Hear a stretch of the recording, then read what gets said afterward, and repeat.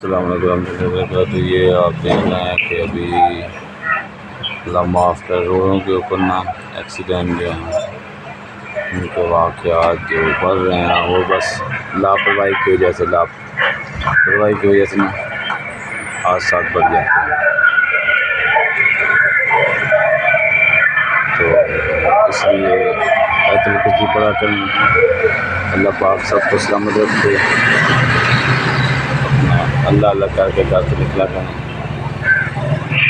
अभी थोड़ी देर में ये एक्सीडेंट जो है ना बस होने वाला है, क्योंकि ये खुद ब खुद ही गिर गए हैं, कुछ भी नहीं हुआ।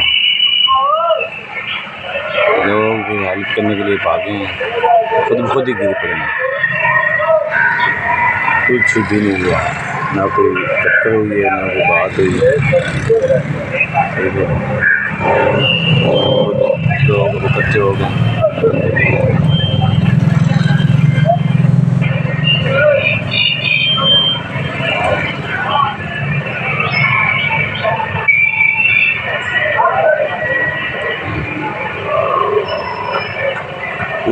कोई रोड़े शोड़े नहीं थी सड़क पे, उनमें होता है कोई जंप वगैरह बना हुआ हो, कोई वगैरह नहीं, कुछ भी नहीं था।